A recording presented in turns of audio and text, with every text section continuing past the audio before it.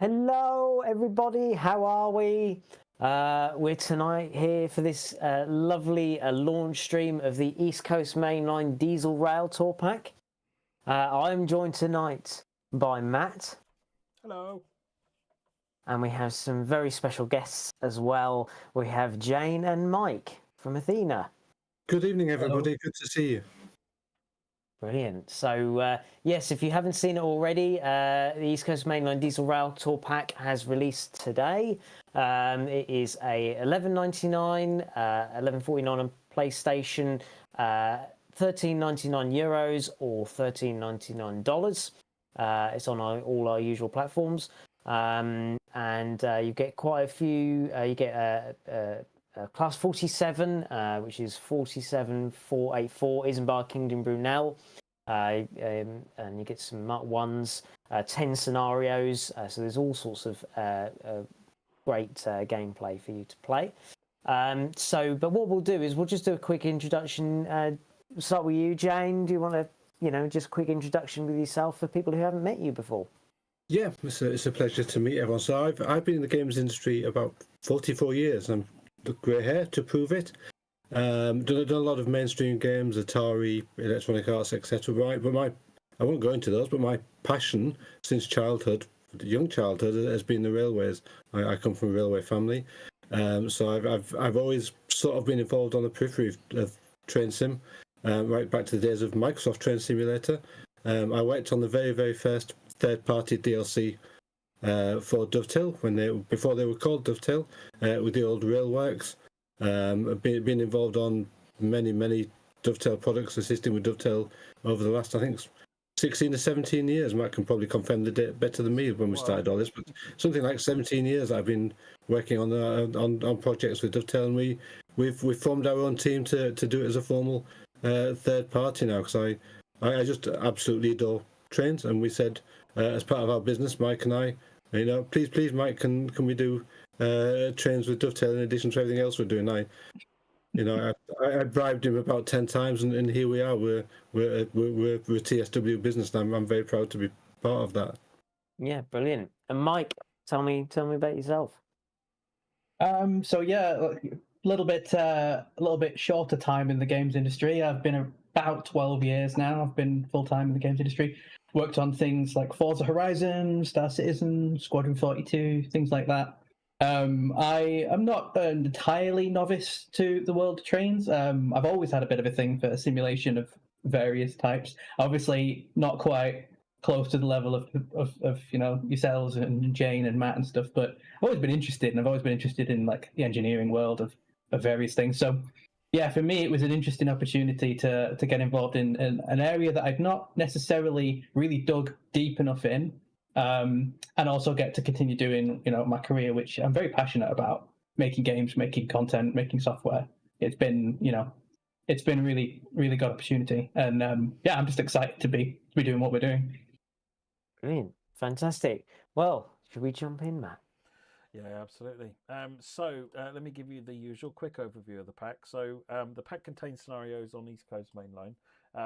So let's look at that first. It comes with 47484, the Class 47.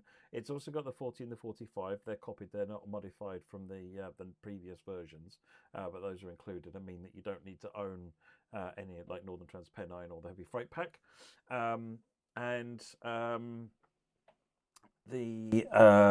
Let me see what else we got. Mark 1 coaches in the blue-grey livery. And when we go into the game, sorry, I've just turned my volume up. I just saw it was a bit quiet.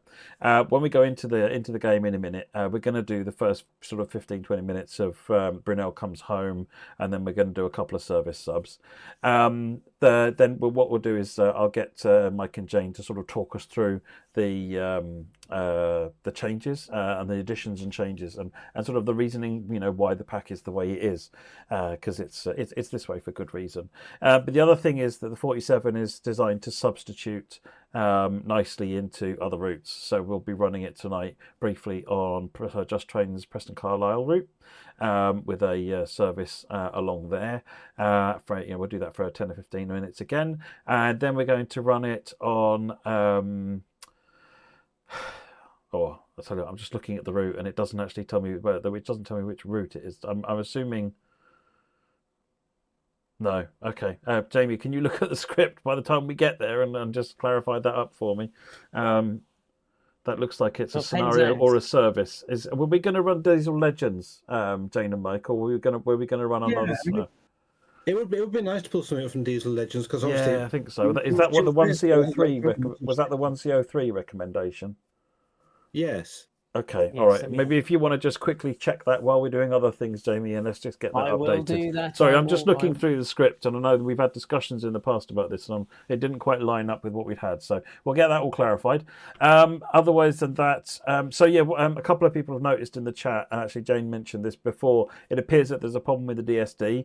We'll get the team will get a patch out for that one as soon as possible.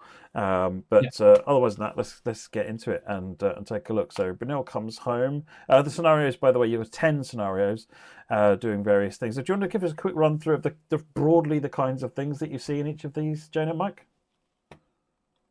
Do you want me to? Okay, yeah. So we originally decided that like having a gameplay pack like this, scenarios would be a big thing. We wanted to we looked at some of the other examples of what kind of products you typically do, and we wanted to push it a little bit further with the volume. So we wanted to do 10 scenarios because first of all, we thought it would be a good way of adding more more content, more things to do. But second of all, Jane had an incredible amount of ideas on the kinds of scenarios that we'd like to see and the kinds of things that maybe weren't as common and weren't as popular, so that we could sort of stretch that out.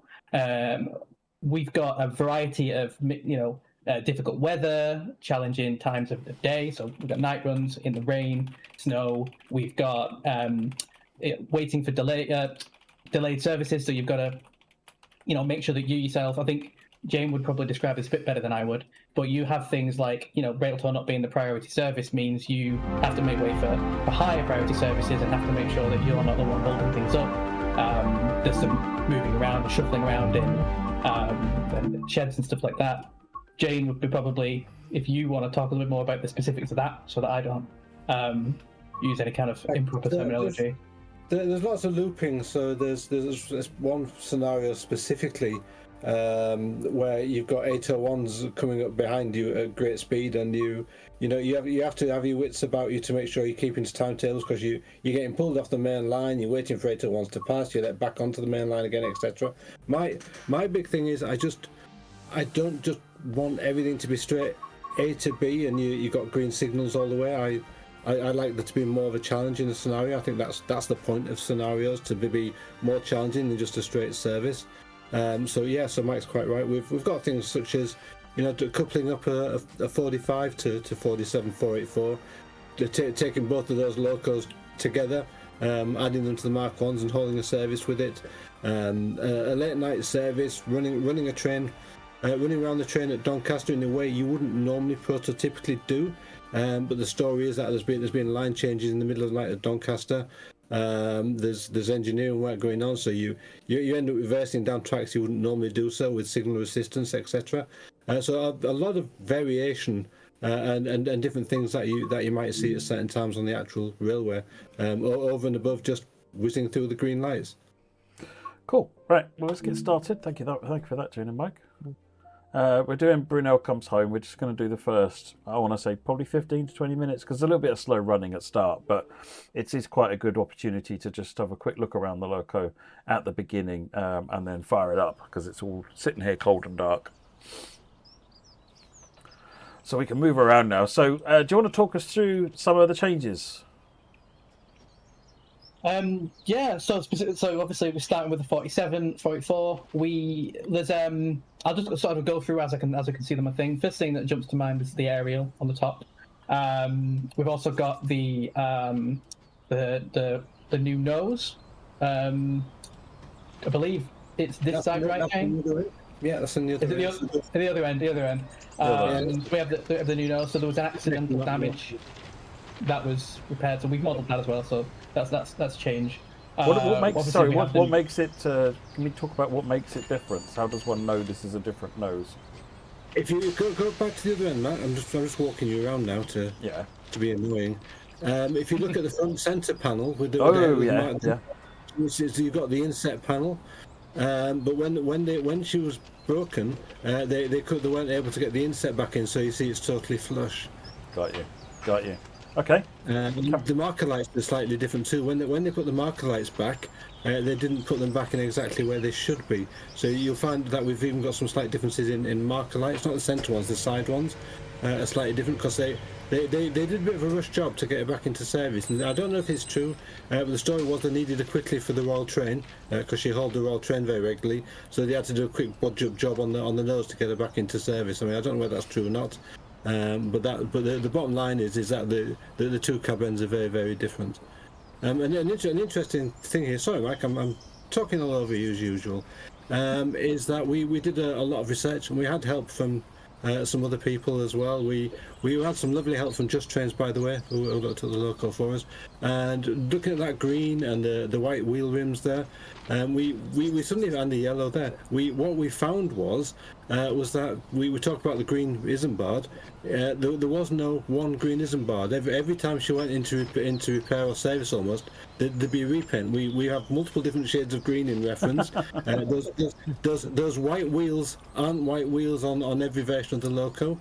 On the one you've got here, you've got a good shot there, Matt. On the front of the bogie, you see the white piping. The rear bogie didn't have it. That's not a mistake on our part. That's because at this time that we chose to model, they'd only painted the front bogie. See, no white piping. But that's actually accurate. So we found lots and lots of variation of 47484 in green, and again there's lots of physical changes there. You see in the headlight, that new center headlight. With new cab switching, that's the one, Matt. That's something we've added over and above any other previous 4744. And gosh, I'm going too fast now. I'm excited by this. It's a favourite loco of mine.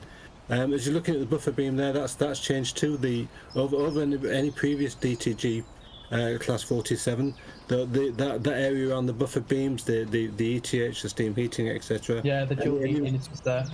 That's newly modelled as well. It's very different to anything previously. It's the version of the 47.4 that's a different version to what DTG modelled in the past. So all those coupling connections are different. So there's the 3D model for the actual. I love that shot. Thank you, Matt. The 3D model itself for the mesh. We took the original DTG 47 and optimized the mesh in numerous places for performance. We did that because people want better performance as technology's moved on since the original 47.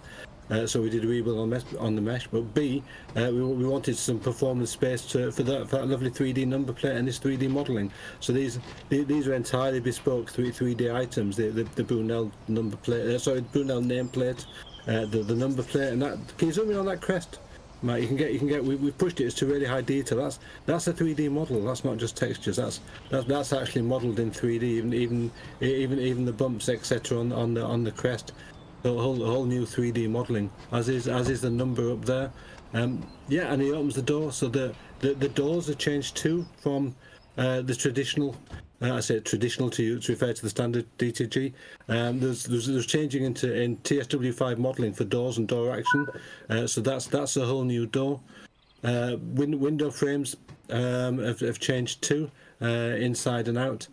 There's the cab looks pretty much similar to the original cab from Dovetail because that's what 47484 had. So that's so we actually took the Dovetail cab. That is the Dovetail cab, but we've modified.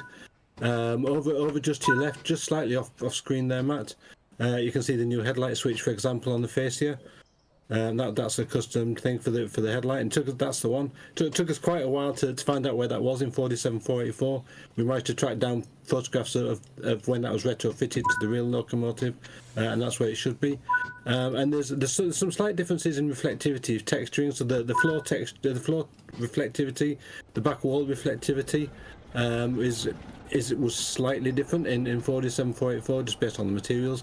So we modified the reflectivity in the Dovetail cab just to make it a little bit more 47484. Mike, do you want to continue on the bits that I've missed? Just going through to see if you have missed anything. There's a battery box. I don't know if you didn't quite catch if you mentioned that on the outside. Battery box it's different. Yeah, it was bespoke for 47. I think you mentioned the window frame was being updated as well in the cat, but you can just see. The game is drowning you out now. Now that we've started the engine, it's drowning you out. Carry on, sorry. Yeah, it's just to the right a little bit, I think. Yeah, so the battery box has been completely reworked as well. That's whole new 3D modelling. See it. Right, okay, let's get going. Yeah, because we'll be late for our service. We've got to leave at midday. And if I'm going to blame Mike if we're late. Of course, I blame Mike for everything. He'll tell you. Just trying to put the AWS changeover. Trying to find the other one. Where am I blind? It is there, just to the left. To the right a little bit more. Yeah. So there's a little lever just on the where it says to the. So there's one on the left and there's one on the right as well. Because I've got the one on the right. That's that one. Yeah. Oh, sorry, you've already got that. Yeah. Where's the one on the left? Is it this? Because I can't. I don't think it's that. Is it? I'd have to go back in. I must be completely blind. Anyway, But run without the AWS for now. But I can show everyone it does actually work. I always get them the wrong way around when I'm doing them. I think there is a step you have to do to get. The oh no, you've got to do them in the right order. That's there it. you go. There you go. I knew I was doing it wrong. Yeah. There we go. User error. It's okay. You. Sorry, everyone's shouting at me in the chat. Thank you, everybody. We only work with this every day for years, and then we still get confused when we get nervous on live. There's the exhaust, which was obviously mentioned a lot today. The exhaust is there. You can see it's working now. Yeah, that was one of those. That was one of those issues where it was the smallest thing, but it was the most critical thing as well. So it's like it was there and it worked and everything, but basically just like the intensity of it was set to 0. So yeah, we've got a post for those who haven't seen that. We'll keep you all updated for when some of the issues have been resolved. I've put the link in the chat. Yeah, most of the issues have been resolved for all the issues have been resolved for Steam. We're just an Epic Games. But yes, we'll keep an eye on our usual spaces.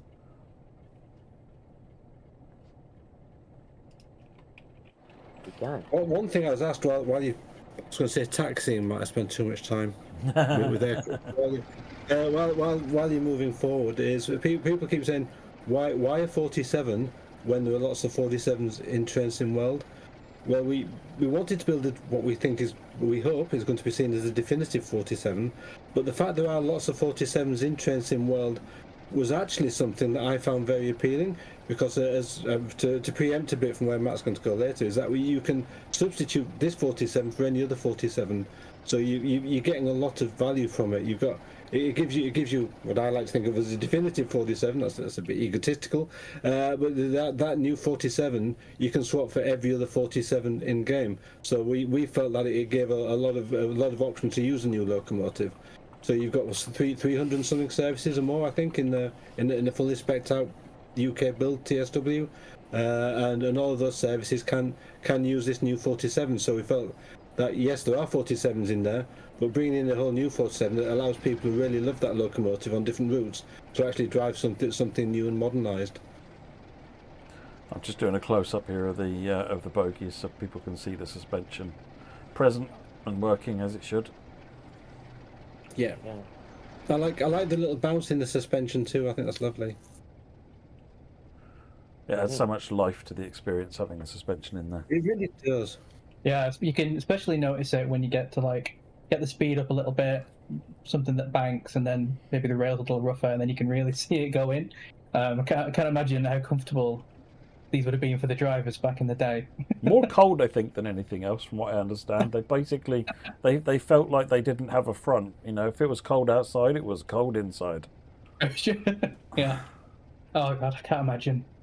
I can imagine these guys were coming. A lot of these guys came to the Class 47 straight off Steam, so they sat there in a Steam loco with a huge fire heating them to death. Then they go straight from the heat to the cold. That's why they had those. A lot of the original locos had those little stoves, didn't they? So you could do cups of tea on the move. Yeah, exactly. I've cab ridden 47s where the drivers brought their own little primer stove. They're not supposed to, and they had it sat in the centre of the cab, and the second man would be frying something up along the way, and that was in 47s. I mean, obviously a lot of people used to do that with the old steam locos. You know, stick the frying pan into the fire. But I've seen it done on 47s too. Which leads me to another one of the reasons for wanting to do this 47. There's an 801 going by just on the left, by the way. That is actually based on real timetable services, so those were taken from the timetable. But yeah, so I spent a lot of time in 47 484 personally as a kid. Absolutely loved the loco. I got to follow it around. I was a Delticum 47 484 fan as a child. I had a misplaced childhood, so I used to cab ride in 47 484 quite regularly. I used to hang out either at Finsbury Park, Royal Common at weekends, and being a northerner, Doncaster's close to my home. I actually got to do this where there's a special 47 484 47 484 tour running south after a refit at Doncaster Works. So nearly all of these scenarios are based loosely, based on what we were able to do within TSW on actual events. And this one that Matt's doing now is indeed when 47 484 came out of Doncaster Works. They did move it onto Doncaster Shed for a short while, then ran it back to pick up some Mark 1s at Doncaster and haul them off to King's Cross as a release special. And I was actually in the cab at the time, so they were trying to be as realistic, as interesting as possible in all of these scenarios. That's very good. It's like slow those for the kids minute. who- We'll be doing 100. We're doing a top speed with the thing of flat out on full tilt soon. So don't worry. It's a slow start. We'll get into Doncaster, get our coaches, have a look around the coaches, and then we'll make our way, and then we'll run the loco at some speed as well before we move on. Yeah. Yeah, when you're moving out of the Doncaster Shed here, if you go too fast, you just end up angering the signals. Then you'll be in trouble. So yeah, it is a little slow, but it's true to life. This bank out of the depot always catches me out. If I'm not paying attention, if I look back at the screen and I'm rolling backwards. Oh yeah. It picks up quick as well in terms of it's like it does move. Well, yeah, I mean these things were designed to hold quite some weight. So you know, running like an engine like this, you got a lot of power at your fingertips. Yeah, generally when we were sort of figuring out, like, so when we were setting up the objectives for the scenarios and sort of like indicating, okay, where's the bite point for how much throttle is enough throttle? It was it's we're very frequently looking at single digit, like, okay, that's enough to start you off. But yeah, I think about 10 to 20% of the throttle usually is enough to get you going at a decent speed, and then just keep an eye on it. Because, like you say, it picks up quick, and all you need to do is blink and look away, and you've doubled your speed. Yeah. Into the main line now. So you said there was a lot of research, because obviously the 47 does obviously still exist, but it's not. Yes, it does. It does, yeah. It's actually, so right now it's actually going through restoration. I'm not sure about saying the name, but there's a group who do specialize in restorations of classic diesels, and that's where the 4744 is right now, and they're doing a good job with it. And what we've decided to do is kind of take a look at the 4744 as it last was, before it went into this kind of like period of kind of sitting on the sidelines, really, and it was a horrible shame for such an iconic thing to just be left to rust and wear away. So we wanted to model it and sort of match kind of where it was at, just before that period. And obviously because the real loco itself is still being restored, we didn't want to just make stuff up and say, well, now it has all of these newer systems. So Yeah, and as you said, Jane, I mean, it's one of those things that it's had all different, guises and different paintworks and things. So you've done a lot of research, and Mike, yourself, you've both done a lot of research into, finding out that the bogies had different colours and that, Yes. were picked out pipes. I mean, that's quite incredible that it's something I wouldn't notice. It's something I wouldn't have known unless you'd pointed it out. So yeah. This is where Mike says I'm anal, because part of my job is to like, Mike, can you get the team just to change this, please? And there has to be a big. It's going fast. That class 66 there was what brought the stock in, and as the 47 comes onto the stock. That 66 is released and will actually go to depot. So you get this realism. If you step out and dash out at some point, you'll see that 66 heading off back to the depot to replace the 47 that brought it in. So even those little details are there. It's not just random coaches sat on the platform. The 66 is released and ready for this 47. But yeah, the detail was absolutely crucial to us. And here's some Mark 1s as well with. Look at this, and the man's changing the coupling from half a mile away. I like to get my steps in, Oh no, who left the coupling in that position? So it's the same with the Mark 1s as we get to them shortly. Everything that we've been done has been aimed at detail, and more detail down to little details. Like you're quite right, Jeremy. Most people might not notice. But what I was going to say was I'd like to thank the Dovetail forums. I'm sure a lot of the guys are here. Thank you. We got lots of requests in the forums, and again further versions of 47484, and we were able to go with the consensus on what the forum people and a lot of the users would like as their livery. So we picked up on lots of suggestions and ideas from the forum. So for Mike and I and the whole team, thank you everyone for feeding back into that process. We wanted it to be the local you want as well as what we wanted. So thank you. Yeah. There we are. We've got a couple on now. He does it so professionally. I just bash into things and watch the coaches lift. I do love that sound every single time. It's like something just satisfying about that. And again, this was we felt as a nice sort of tutorial that you're spending a lot of the time in the cab here. You're shutting this cab down. You're going off to the other end and opening the cab up again. It's all laid out for you on the screen what you need to do. It felt like a nice introduction for those who aren't entirely familiar with the 47. Yeah. Oh, it's. We'll have a look at the coaches once I get this cabin set up. I know someone had asked about the white. I know someone had asked about the white wheels. So obviously you mentioned that it's a Royal engine. A lot of the Royal engines had white picked out. So in the Steam days, all the Steam locos used to have white roofs, white buffers, sort of things like that. So Royal engines were And you're quite right, Jim. And that actually is why this guy has white wheels, because we modelled her at a time when she was actually in service as the Royal Loco. Yeah. So for those that don't know her, she was based at Old Oak Common near Paddington. It can be driven out of Paddington in TSW, but we'll come to that later. It used to get serviced at Doncaster, hence being at Doncaster here now. But we looked at it at that period where she was actually driving the Royal Train. It used to drive the Royal Train all over the UK, everywhere from Scotland to Penzance and all points in between.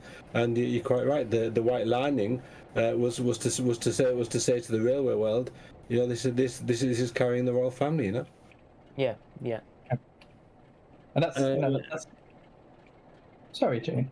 No, you're all right. Carry on. I'm just going to start talking coaches while Matt's wandering around. I was going to. Go on, Mike. Go on. You're right. All I was going to say was just like that's one of the challenges really with when it's a loco that's been out of service for a little while. A lot of your reference material comes from a time when the medium of capturing the references is not really consistent. So like we're talking about color grading of like the live and stuff like that. So many photos are taken with so many different degrees and qualities and eras of cameras that when you're trying to work out what green is that green when it's got almost like a like a modern day like sepia filter on it, and it's like, no, that's just the best quality of that photo from that year that is available. It's really difficult sometimes. And like you were saying about every so often it had, white on the pipes, but then next time it'd be repainted. They wouldn't put white on the pipes, or they'd just put it on the front. So many variations to choose from. And I'm talking about we're looking around the Mark Ones. So I don't know if Jane, if you want to. There's the new BR style mock out as well.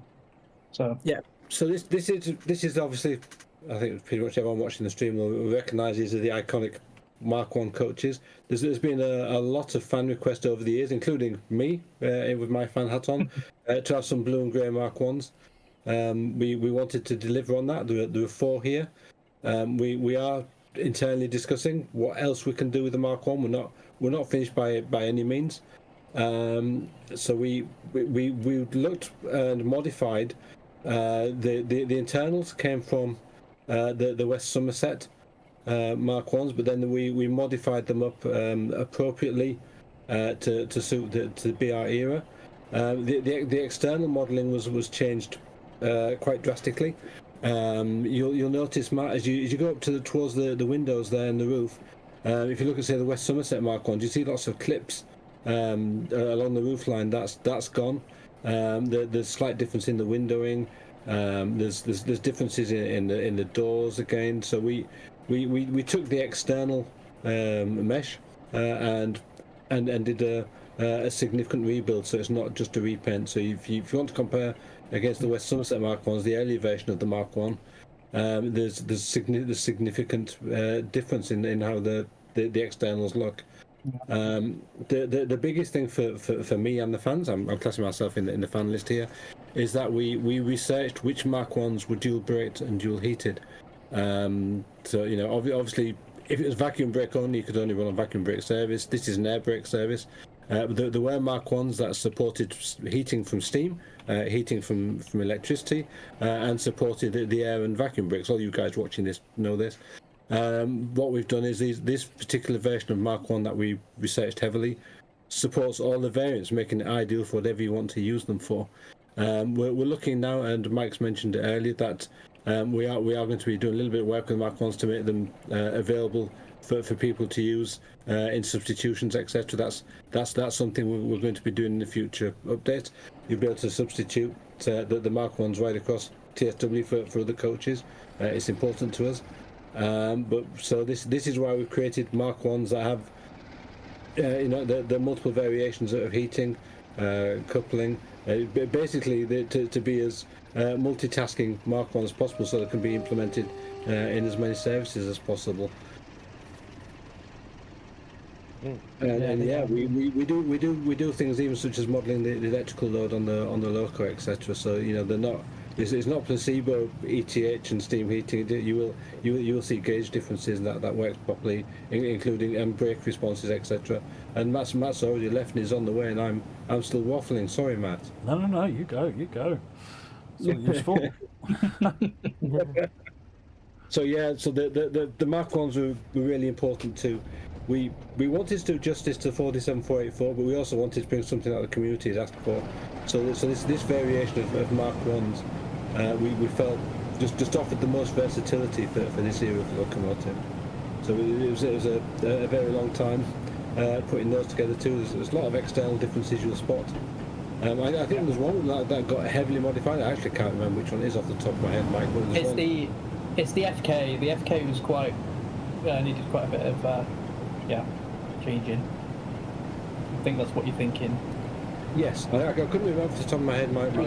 We needed, so it's because we needed so the window frames on what we had available for the reference, we needed to bring those in from newer stock and sort of make new cutouts in the FKs for those windows and stuff like that.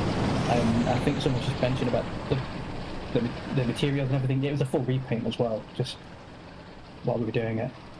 And there's by the way, it's a big shout out for the 3D modelling to Chris and Dave. And the reason I mentioned Chris and Dave is that they've become very popular in the community. So the 3D art was Chris and Dave who did the 158. So the class 158 modelling, it's the same modellers.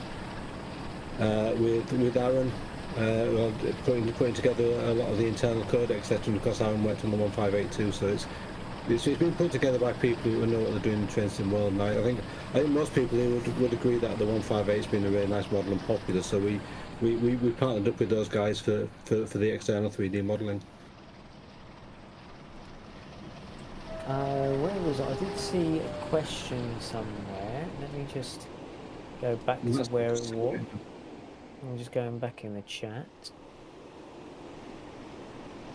Oh yes, so obviously you said you've done a lot of remodelling with the 47. Have the sounds changed on the 47 at all, or is it all the same? We've used the standard 47 sounds because, to be honest, we thought they worked.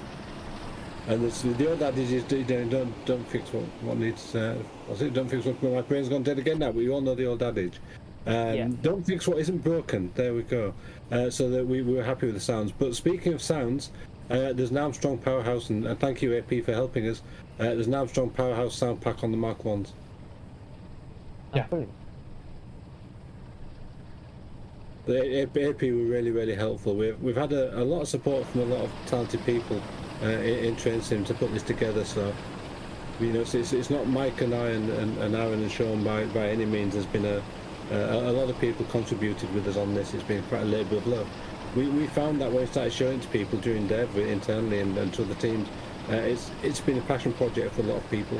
So many people from some of the recognised teams. I mean, and again, big shout out to Just Trains. Just Trains gave us a lot of help behind the scenes too. So thank you, Alex, and the Just Trains team. So it's been a collaboration on this, and we're very proud of that. So it's almost the community in terms of the devs and the community coming together to create this. It's not just us by any means. No, that's brilliant. It's lovely to hear. Doing a group collaboration on things. It's great. Matt nearly got run over there as well. I'm waiting for him to miss the station. I asked him before. Please miss the station, Matt. You always do. Well, but it's 13 miles to the next station, so someone's asking whether or not we can arrange a scenario where I miss a certain station. We don't actually have that station in the game for some strange reason, so no, we can't. No, it's all right. We'll just recreate it in TSC. Don't worry. We've got to get you playing that same thing on TSC again. If anybody can find me, I'll tell you what we'll do. If anybody can find me the exact date when Matt was driving that, and the exact state of the stream and everything, we'll see if we can find an anniversary date, and we'll see if we can do it, shall we, Matt? We'll get him a little cake with a speeding ticket on the top, and the suspension's changed on the Mark Ones too. I just noticed there. I like the little wobble and the wobble between the coaches on the Mark Ones at the connection point, and that's because there is reworked suspension over and above the original Mark Ones in well, this has got the new suspension on it, hasn't it? I showed it bouncing over the junctions as we left Doncaster. So yeah, it's got the new proper suspension on it rather than the other Mark Ones. I think had the original sort of fairly rigid suspension. Yeah, that's exactly right. So I quite enjoy seeing that as a train fan, just that juddering around that you get on the real services. It's kind of like that hunting you get as it would in reality. Yeah. Right. Shall we have a look at a subservice? Let's have a look at that. He's wanted to go all the way to Peterborough. I know it. No, I would have just quite happily sat there, Right, we are going on to Preston Carlisle now to run 1 Alpha 26. Yes. And again, huge thanks for Just Trains for offering us advice and being very generous in allowing us to start implementing 47s substitutions into their routes. Speaking of substitutions, I've seen some comments, people saying substitution's quite easy to do. Actually, we found it quite difficult with this loco because when you substitute, you end up substituting with AI too, and because 47484 is unique, we have to think about it because we got it wrong at first, And we have some lovely beta builds. We should have filmed it where you see 47484 coming past you while you're driving 47484. We had to have support from Dovetail in when we substitute, how do we stop it substituting it as AI? Because you'd substitute, Matt knows this better than I do, but you'd substitute, it would generate new numbers on a new version, and you might see a loco of your type with a new number coming past you. Well, we had to make sure that if you're driving 47484 on another route, it should never ever see 47484 come past you. So there's a bit of work and a bit of support from Dovetail of making sure that we keep this thing unique on the rails without AI substitutions while you're driving that particular loco. So there we are. Is that Mark 2D? My brain's it's Mark 2. It's the D, isn't it? Looks like is it a D? I don't know. What does it say? Mark 3As. That's what I say. These look more like Mark 3s because they've got all of the big stuff going on. The Mark 2s, the Mark 2s. If they got these windows, they are either Mark 2s, E's, or F's. But then you got the air conditioning fans underneath. Now these are the Mark 3s. Yeah, which I do love. I really love these Mark 3 coaches. Just Trains did such a good job with them. It's stunning, aren't they? Absolutely stunning. So again, thank you for Just Trains for letting us put our logo onto their coaches on this route, and they were very, very generous in their help and support on doing it. So you're not just pulling Mark 1s around as Matt's showing here. We're pulling Mark 3s, the Just Trains Mark 3s. It's implemented seamlessly. You just click it from the menu and away you go on these routes. And this locomotive did work this route at the actual era and time that these scenarios and timetables are set. So it's entirely accurate. She did work north, and here's another 47 coming the other way in a different livery. Yeah. I love that the giant BR sign. Yeah, large logo is probably one of the best 47 liveries, isn't it? Yeah. It always reminds me that when they first came out, I believe, on someone will correct me, on the 47-7s on the Edinburgh Glasgow push pull, they used to be quite a sight to see, all with the nameplates on. And Lady Diana Spencer, as it was back in the day, was I think one of the first large logo 47s. You gotta lock your doors, Matt. Did I not do that? Do you want me to do that? He's going to throw people out again now. Telling you. Extra air conditioning. It's a warm day. So yeah, this is the 47 running on under the wires on a Just Trains route, and this is the thing, you can drive this 47 pretty much anywhere.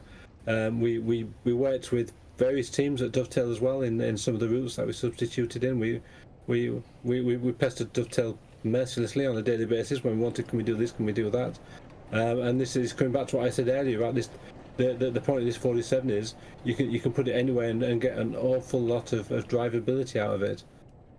One of the things one of the questions we did have, what was if you've got the 47 484 installed, does it come up as AI? It can come up as AI, yes, but not if you're driving.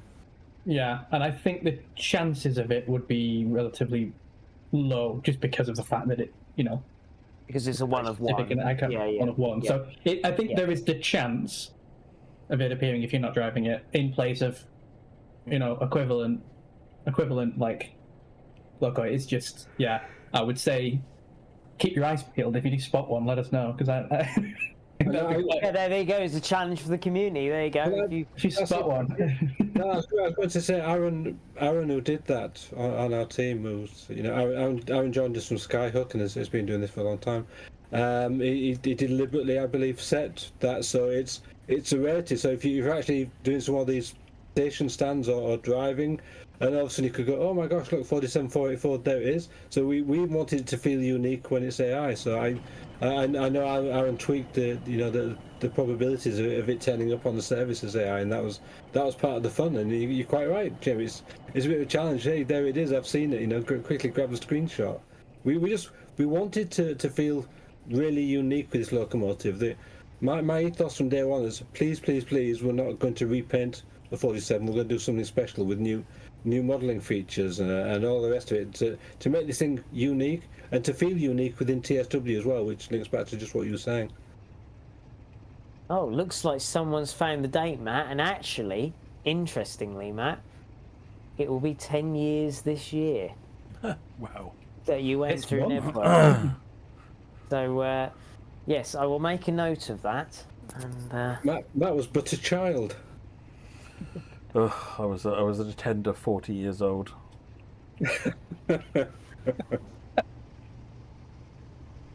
Life begins Now I'm at feeling full. sad.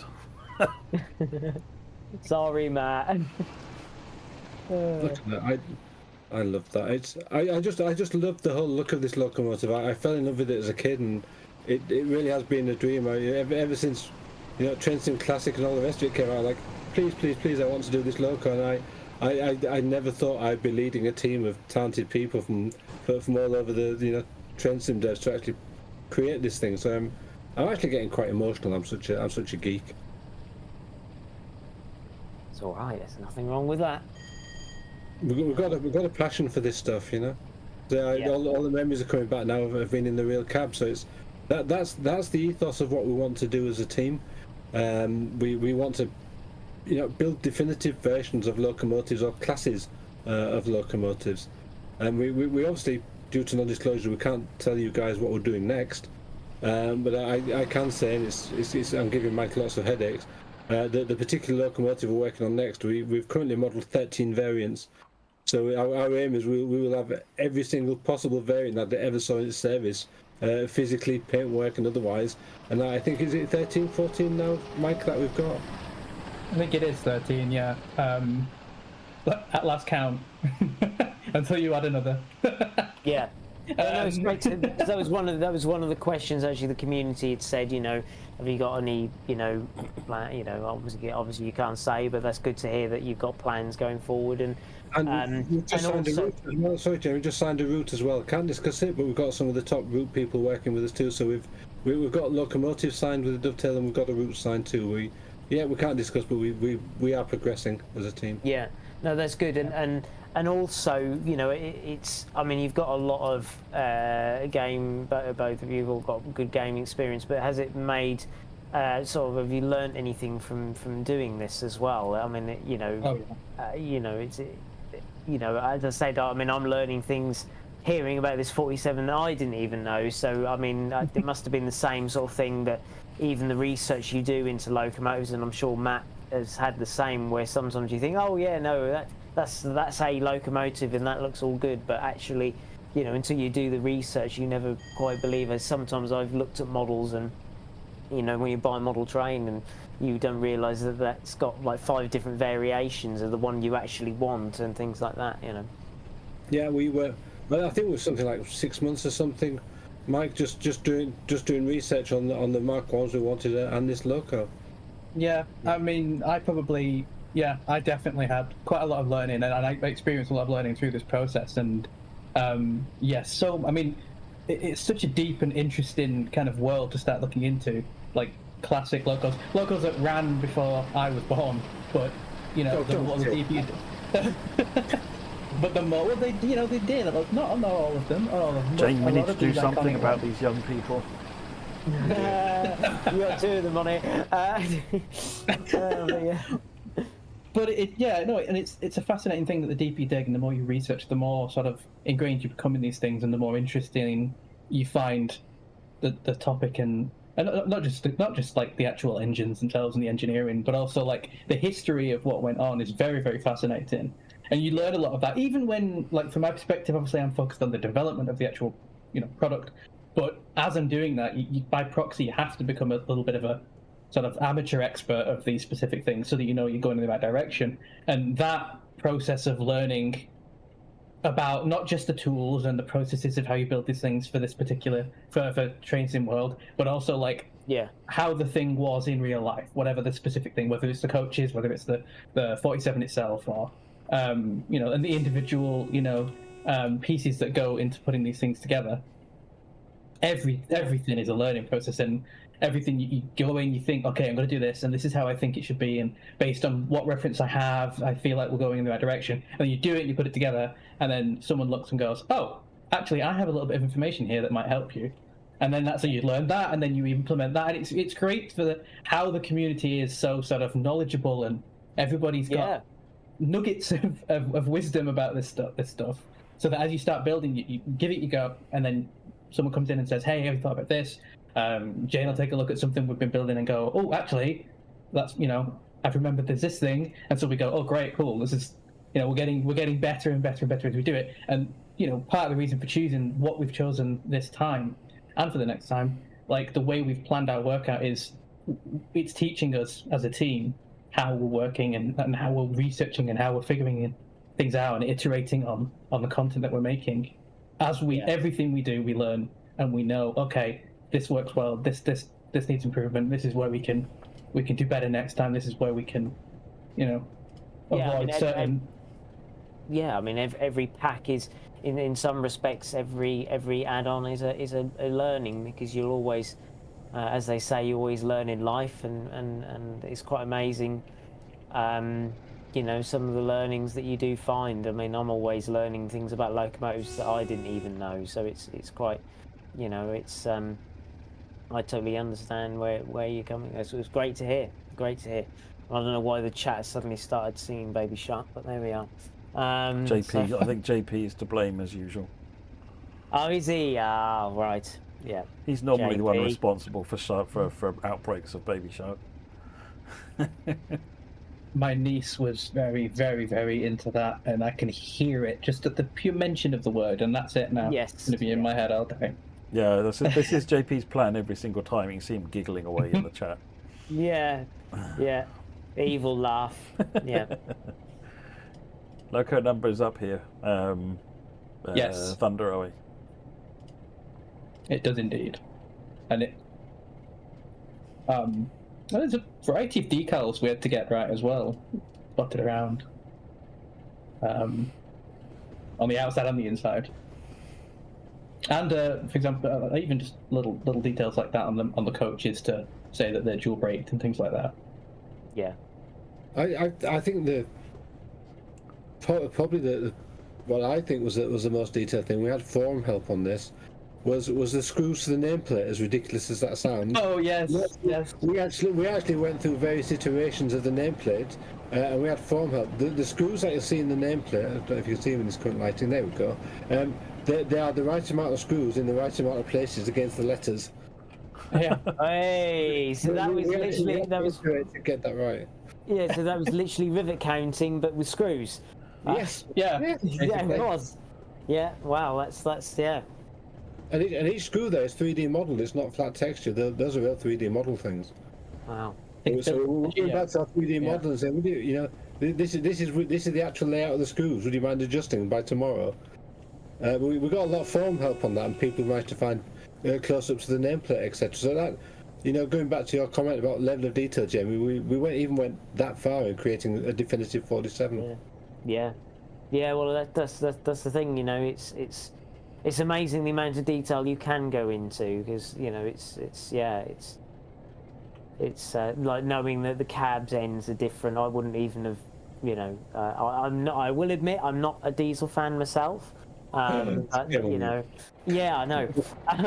But knowing that it had two different cab ends, that I mean, I love the livery because it's a steam era livery as well, isn't it? Yes, it is. Based off a Great Western sort of steam era livery. So yeah, it was a Great Western. Was it the centenary, wasn't it? So they painted it to represent the centenary of the Great Western Railway. Yeah. And for those who are new to trains, Boud Brunel was Mr. Great Western Railway. So it's the look itself is a homage to the Great Western Railway. It isn't bad. One of the scenarios actually has a bunch of introductory sort of background to IKB, doesn't it? Yeah. It does. Yeah, we did a lot of research even on the chap himself. So when you're doing the scenario that you just demonstrated, Matt, as you start getting past Retford Station, as you go along the way, you'll start getting pop-ups with talking about the things that IKB did in his life, and not just trains, some of the other things he did, such as the first tunnel under the Thames was him and his father. Funny. One of the funny stories I heard about, I think it was IKB, someone will correct me if I've got this wrong, is there is a station that IKB made that has never ever seen a train. That's interesting. Oh wow. It's Dartmouth. Yeah. That's It's on the other side of the river. basically he got a little bit ahead of himself because he wanted to put a train station the other side of the river, and so he built the train station on the basis that it might force them to put it through, and then they just turned around and said, "You are not putting a bridge across the river," and so it ended up literally it's like a cafeteria now. It's like a restaurant cafeteria. Just looked it up. But if you go and look at it, it's a train station that has never seen a train ever in its life. Yeah. There's a full story behind that. So that's hence why it's where it is. But it's quite amazing. Fascinating. The guy was amazing. I mean, bridges, steamships, locomotives, and cutting the Great Western Railway at Paddington. The design of Paddington. I mean, it's just service 1C03. 1CO3. Was That's IKB fascinating. behind broad gauge as well? Yes. Yeah. Imagine what trains would be like now if they were broad gauge. Talk about big, luxurious, and probably much faster. They had to do it in the 18 whatevers. One of the guys on watching now will probably know, but they had to reshape everything out of Paddington back to standard gauge so they could connect up to the other railway companies. Because for a while in the Great Western, it was running broad gauge all the way out to Reading, and nobody else's locos could connect in any shape or form. so he actually, to the day he died in the biographies, he preferred broad gauge, but he got told by the railway companies he had to change it just for the interoperability, and he apparently is furious for the rest of. I've read biographies where he is furious for the rest of his life because he thought broad gauge should have been the adopted one. Didn't he have like a walking stick that would fold out to a broad gauge measuring stick or something like that? That's correct. Yeah, that's in his biography. That's absolutely right. Yeah. That is incredible. 200 yards. Yeah, got to go up the other end, I think. Oh, it's the back end, isn't it? Of course it is. What am I doing? I'm leaving the loco off that came in. So as we're talking about London Paddington, here we are, London Paddington. This is the home of Isambard Kingdom Brunel and the home of the locomotive. So for those who aren't familiar, the loco was nominally, and I say nominally because it went everywhere with the Royal Train and services. It was nominally based here at Paddington and lived at Old Oak Common Shed, which is just a couple of miles down the road. There's a nice Western. Which Matt will drive past shortly. So people saying, why isn't the R 47-484 on its home turf? Well, as mentioned earlier, it did a lot of work out of Doncaster and Doncaster Works, but as you see now, it is on its home turf. Every timetable service in Diesel Legends out to the Great Western Railway can be driven with R47. So you can, as Matt's doing now. Which we wanted to show you guys, so she's actually on the home ground. This is where she's from, as well as obviously the stuff we've shown previously. So this is home territory for her. So we very deliberately wanted to make sure that you could drive this girl out of Paddington, which is literally bring the tear to my eye. I'm so old, aren't I? I get passionate. That's old people just have to stick together, Jane. That's exactly it. I was just thinking you put the other two together and you're still probably not matching my age, but never mind. So, one of the, we haven't shown the 40 and is it 40 and 45? 45, yeah. Correct, yeah. Yeah. So, obviously, people have sort of asked whether there's been any updates to the 40 and 45. So yeah, have there been any updates to themselves, or has it just been the 47? Oh, sorry, Jane. Go for it, Mike. Fine, I'll rest my voice. So yeah, we haven't done changes to the 40 and the 45 yet. That is what I will say. The decision to bring those into the pack and include them as well came at a point where obviously we wanted to make sure that we were prioritizing the 47 and the Mark 1s and make sure that what we were delivering at least on day one was like compatible, functional. But we did want to work up 40 and the 45, the usual bits and bobs, because correct me if I'm wrong, they're from Northern Transpennine, Jane? Or did I get that wrong? Yeah, Northern Transpennine. So yeah, like you get them with the pack because we featured them in scenario gameplay. There's the double header. There's another scenario that involves a lot of coupling and stuff. So what we want to do is take that 40 and 45 and sort of work them up with some of the modernization of the tools of the technology of Train Sim World that we've done for things like the 47 and the coaches. And we are looking at the feedback. There's great feedback coming in from the community, and we're basically building out our internal sort of like wish list of what we'd like to do from that, and from stuff that we've identified ourselves, and also from support we're getting from people at DTG who are really helpful in sort of pointing out, hey, here's some great stuff that you could do with this. And that's what we're going to do. Obviously, I can't say just right now about timelines, but that's what we want to do, and that's what we're going to do. Like I was saying before, one of the things, we have this future content on our sort of internal roadmap, but we're going to continue to also support what we've already got out there. So there'll be, work continuing on improving and taking feedback and iterating on this pack, and as we move forward. Brilliant. It's absolutely right. I mean, we didn't want to go as I say in the games industry, fire and forget, and we didn't want to do that. So we want to keep supporting all the way along, and yeah, Mike's quite right. There's things we'd like to do with the 1445, and we've had massive support very kindly from DTG, and they've effectively put those locals into our custody from now on, which was incredibly kind. So thank you, Matt, and the whole DTG team, and Steve, who arranged that for us. So we now have the opportunity to start doing things with those locomotives in support of future products. It's quite exciting that the DTG came to us and said, we've been pleased. There's a nice steady one. We've been pleased with what you're doing. You're able to do what you want with the 40 and 45 alongside the DTG team. So it's a dream come true again for fans of this era, and we will take advantage of that. Brilliant. No, it's great to hear. Just seeing a comment on the sounds from Will. Yeah, noted. Brilliant. Okay. This Diesel Legends, of course, is the exact era that Isambard was here. So these things that you're seeing coming by as AI and all the rest of it is absolutely perfect to the year, which is why I wanted to implement inside Diesel Legends. We're not just taking it home to the Great Western. We're taking it home to passing trains and services that fitted that time period too. Are you enjoying driving this, by the way, Matt? Does it have a nice feel? It does nice. It's very nice. I like driving the 47s in general.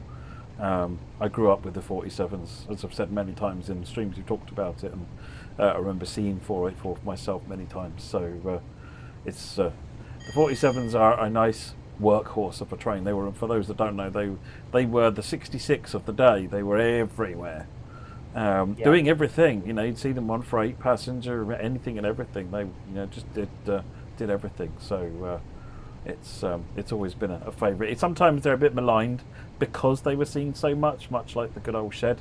But they were popular because they were good and they worked, despite their nickname of Duff, because some of them had a bad reputation for being a bit faulty. But there were thousands of these things. There really were. I looked into it at one point. It was just like, if you were going to make 47s, you were going to make all of the unique versions, variants, and so forth, you'd need to make literally thousands. Yes, exactly. Yeah. It's something we looked at, Matt, and we went, no, we'd be here until Train Sim 5 becomes Train Sim 500. So that's why we narrowed our scope down. I do think, by the way, that I mentioned it. I think that the new suspension that hasn't been seen in the 47s before really makes a big difference to the driving experience. It feels different to me, and I've been in lots of 47s, sim and real, and this just this new suspension. It almost feels like a new loco, doesn't it? At the controls, it's very different. Can we just take a moment to give our memories and commiserations to the long lost Old Oak Common? Yeah, there she is, Old Oak Common. Yeah. Soon to not be gone, and it's not here anymore. It's all been dug up. Yep. Back in the day, it was the Shed, wasn't it? Well, this is if I remember rightly, this is the high-speed Shed, and we actually, just before it closed, they had an open day, and we were in this shed showing off Train Sim World, looking over here at all sorts of different stuff. They had brilliant lineup. If you hadn't seen what happened at the Old Oak Common Open Day when it was on, I can't remember what the name of it was now, the event. But if you haven't seen it, go and find it, because it's just like they had the whole history of Great Western, right back to steam locos, right up to the most modern things. And they unveiled one of the custom liveries of the HST at that show as well. We're celebrating it. So yeah, it was that was a really, really good event to be at. So I was quite. I feel good that I was able to be there before it closed. I also got a tour of Old Oak Common actually. When we did the famous video where I went stroking HSTs, which wasn't my idea, I swear, honestly. Yeah, it was that was good as well. So, well, my anecdote of Old Oak Common as a 14-year-old and whizzing down to London from Doncaster was different. Actually, I wanted to go to Old Oak and I wanted to see my first Class 50, and I got horribly lost on the streets outside of Old Oak Common. And I said to a policeman, I'm a bit lost, and the policeman was saying, "Are you visiting somebody?" I'm like, "Yes, a Class 50." He's like, "No, you're visiting somebody." I couldn't get what he meant. It's because I stood outside of Wormwood Scrubs Prison, which is next to the depot. So this guy's convinced, like, no, I'm looking for locomotives, not prisoners. I've actually slept in a cab of a Class 50 on Old Oak Common. Very naughty of me as a child, but I got permission from the shed foreman. Wow. I was one of those railway idiots that would sleep on platforms overnight to wait for particular locos, or got to know people at sheds and would sleep on pulled out chairs on the shed or in a cab. I actually, going back to Doncaster, they had some coaching stock there one night, and I was waiting for a rail tour, and they very kindly put the heating on in Class 101 for me. That was stabled up, and I was taken across the tracks to the stabling area, and myself and my friend got to stay in a warm Class 101 that they deliberately fired up and warmed up for just while we sat there all night. Wow. I must admit, the only thing I have slept on the Severn Valley Railway, when they do the steam dial, I do all-nighters. I did do an all-nighter. I did sleep on a Gresley teak, that's one to tick off the list. That is, isn't it? Yeah. I don't think I could do it anymore at my age, but when you're in your teens, you're invincible. And they're like, yeah, I don't care. We're going to stand on the end of York Station in the blinding snow all night and be fine with it. Yep. No, I've been out in all weathers filming steam, so I don't know. Well, of course, Old Oak Common, as we passed now, was big for G.J. Churchward and all of his steam locos. Yeah.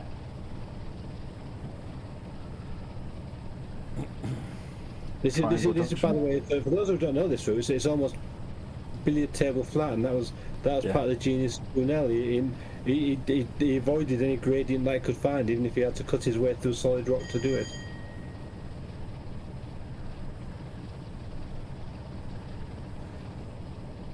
Yeah, so as I said before, as East Coast Mainline Diesel Railtour pack is out now. Pricing I can put in the chat as well, but I'll mention at the end if you haven't picked up already. But yeah, I'm really enjoying it so far. But yeah, that's why it is up there.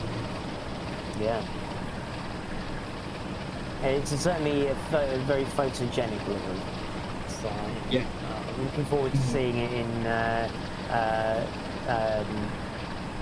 photo mode and seeing what people take shots of it. Yeah, please guys, share them with all of us, because we'd all love to see.